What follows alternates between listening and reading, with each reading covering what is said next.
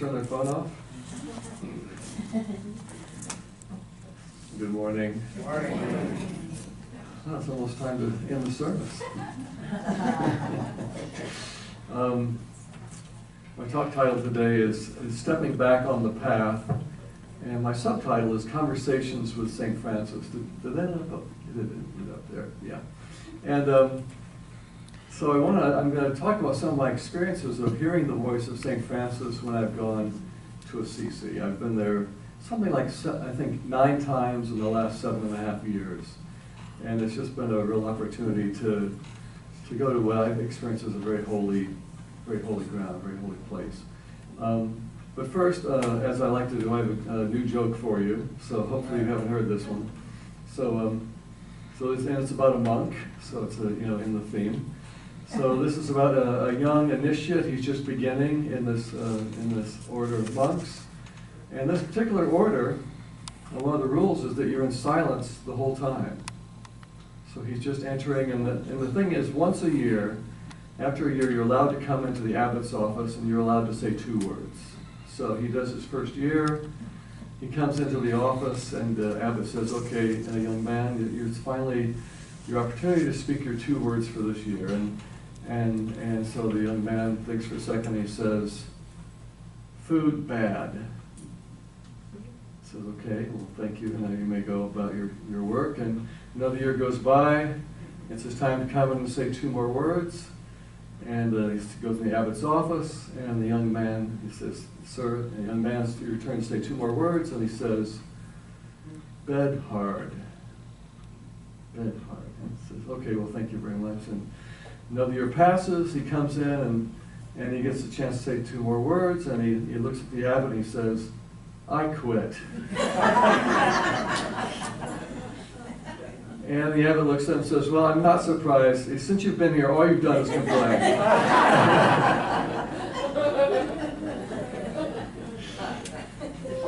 Okay, so anyway,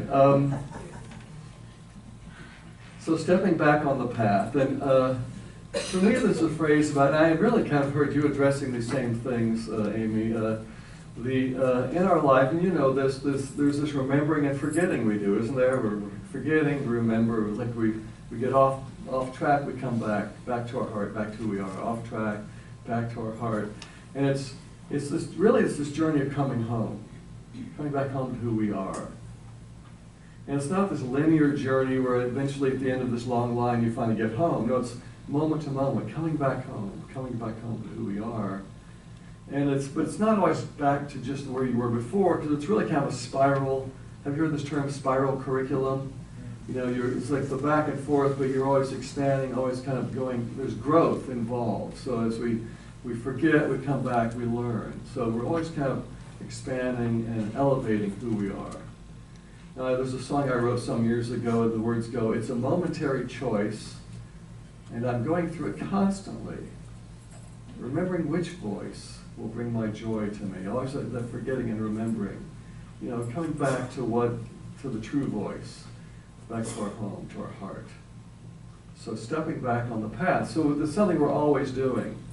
We're forgetting and coming back. Sometimes maybe in bigger ways. Maybe we've been off the path for a few weeks or a few years. Some people, I'm at Unity churches, and they say, "Yeah, I haven't come for 6 years, and I just felt drawn back." I think that maybe we need to take space sometimes, but there's always that part that's calling us to our higher good. Where's my growth? So I mentioned I've been to Assisi, that's where St. Francis is from. And I remember the first time I arrived, I went to the Basilica.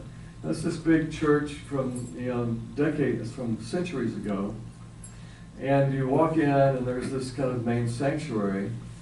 And but before I went in, I remember standing looking at the building, like feeling something. I could feel this, like this was holy ground. There's an energy here. And I remember thinking, in my life, there's Jesus.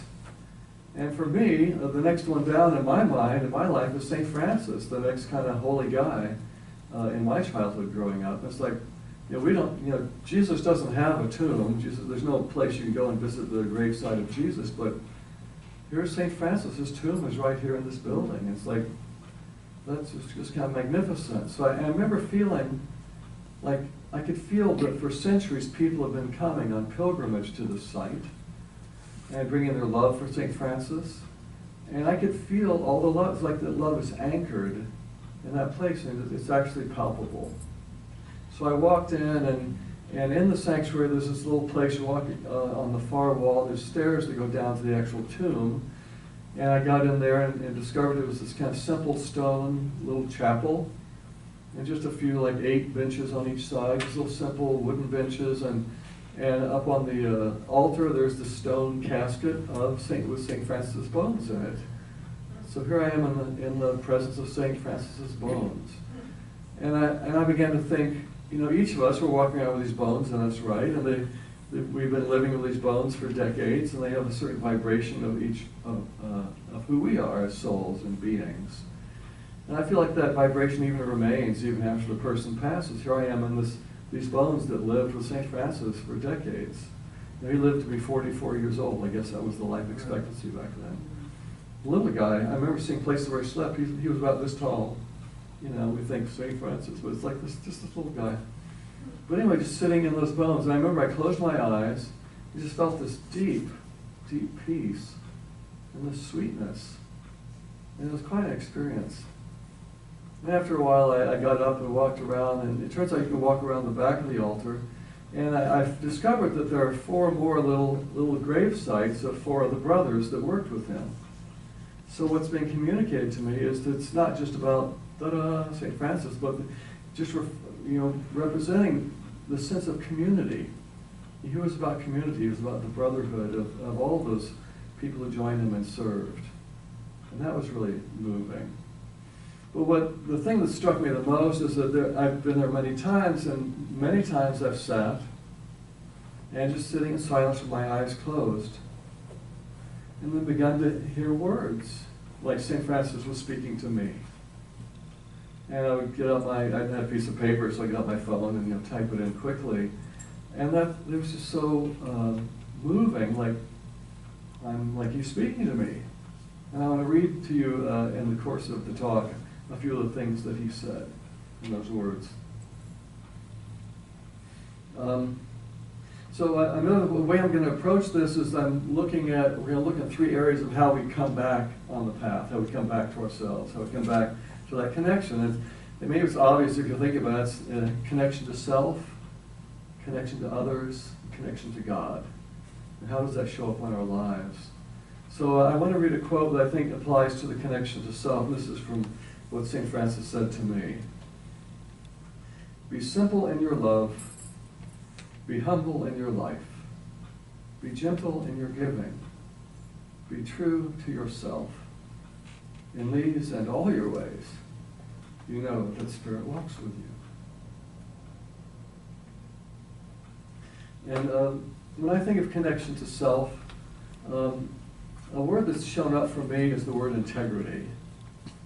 And when you hear the word integrity, maybe sometimes I get a little bit of fear, like, am I being honest? Am I being truthful? Am I being, doing everything right?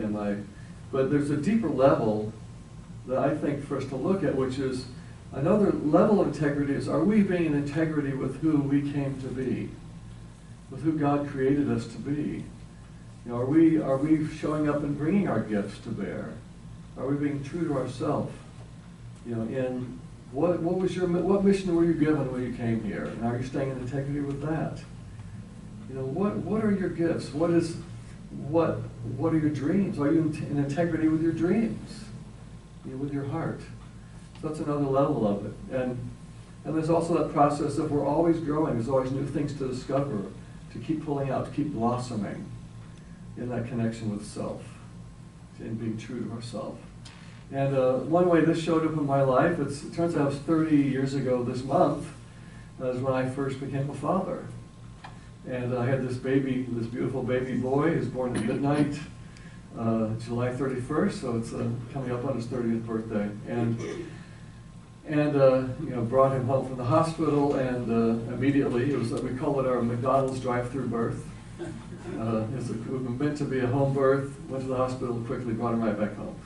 And so 24 hours passed, now it's the next night, And he's up crying, and it's my job, my first night on what I call daddy duty.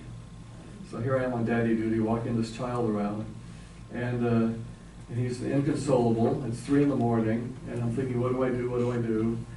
And so I've got to pull something new out of me, don't I? I haven't done this before, and a thought crosses my mind that, you know, when I was young, it always soothed me when my mother would hum.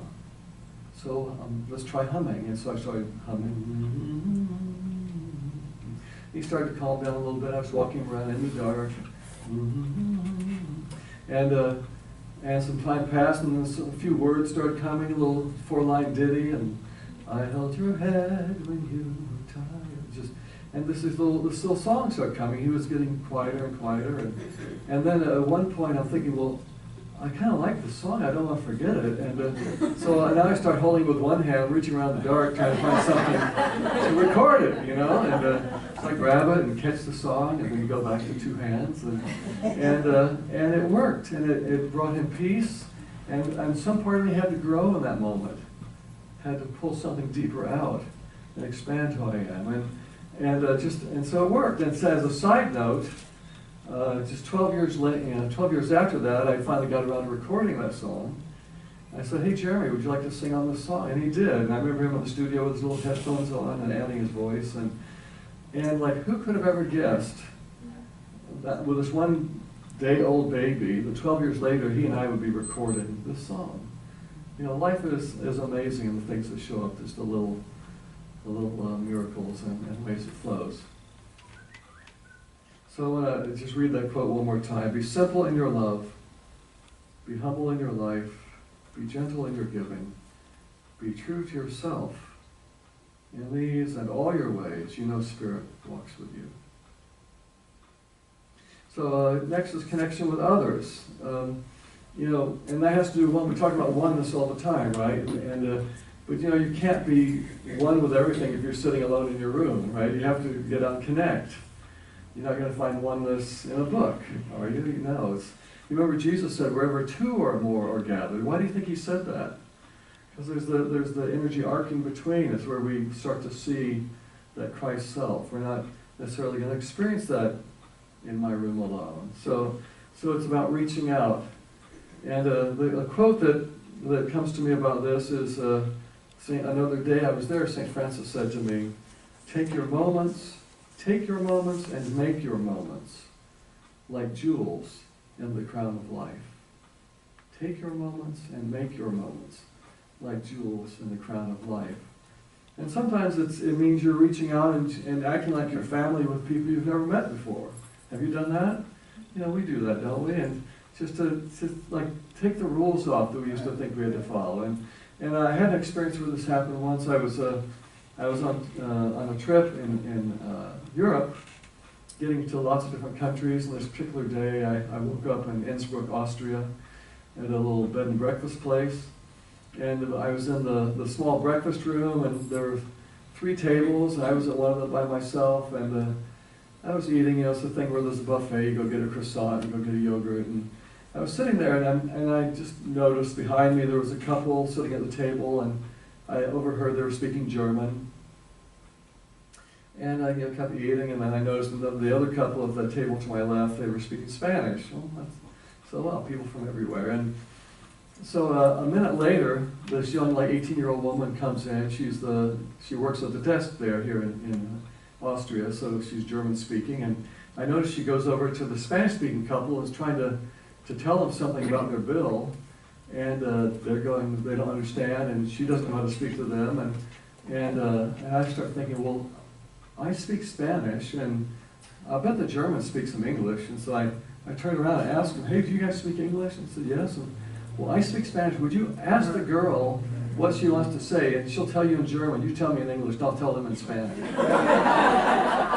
And it worked. And it was like this little miracle moment. It was like the whole room was woven together. And the rest of breakfast was just kind of fun and laughter and smiling and a sense of connection. You know, connection with others. So take your moments and make your moments like jewels in the crown of life. And getting back on the path and remembering these things. The last area I want to look at is the connection with God, with the divine. And sometimes that's a very inner experience. Sometimes it's very outer, like in nature or in crowds, you never know. And for me, the way this often shows up, my connection to God, is when I need help. Like I start asking the question, God, what would you have me do? What would you have me do? Help. And what should I do in this situation? And a quote that I heard from St. Francis that I think applies to this is, let me see if I can find this.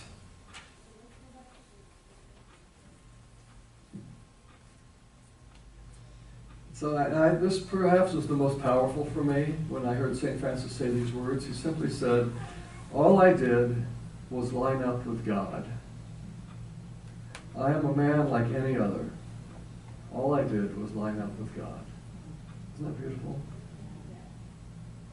So I remember a situation I was in many years ago. My girlfriend and I, her name was Rosie, we were moving from Houston to San Diego. And we felt like there was more work, more opportunities for the kind of work I'm doing. And we really felt the calling. And so we flew out to look for a place to rent and spent several days there, and just nothing was flowing. Just couldn't find anything. It was just, kept hitting walls. And we knew a few people out there, and they helped a little bit, but it's like nothing happened. It was our last day. We were about to fly home the next day, and I remember waking up, like kind of half awake, half asleep state when you're waking up in the morning. I remember just half asleep, half awake, lying there, and I heard this voice, and it said, Maureen has a listing for you. It's like, and I shook Rosie's shoulder. Rosie, I just heard a voice. It said Maureen has a listing for us. Well, let's call Maureen when it's early, late enough in the day. It's not, you can wake her up. And so Maureen was this real estate agent, an acquaintance that we had made, and so we thought, wow, maybe this is a good lead. But so we gave her a call, and she said, I don't know what you're talking about. I don't do rentals. I sell condos high-end condos to movie stars. So I'm sorry, I just don't know what this is about. So I went, oh well. And then we got on the plane and flew back to Houston. And after about a week, I looked at Rosie and said, you can't hear a voice, and it's not for something. There's got to be something here. And I called Maureen back up. I said, Maureen, do you have any more ideas why I might have heard this voice? She said, well, it's interesting you called, because I just decided to move out of the condo I'm renting, and it sounds like it's just what you're looking for. And we ended up moving to her condo. So Maureen did have a listing for her. Yeah, it just hadn't been revealed yet. But just that willingness to ask, to say, God, help. Let there be a message that comes to me. So I love that story and how it happened. All I did was line up with God. I'm a man like any other. All I did was line up with God. And that's all life is asking us to do. Just keep coming back home. Keep lining up with God. Keep stepping back to our heart. We forget. It's okay to forget. But just keep remembering. Just keep coming back on track, back on track, back on track. And remembering to be in integrity with ourselves. Well, that's a great phrase. Are you in integrity with your dreams? Are you in integrity with your dreams? Are you aligning with that? So I'll just close with one of the quotes again. To take your moments and make your moments like jewels in the crown of life. Thank you.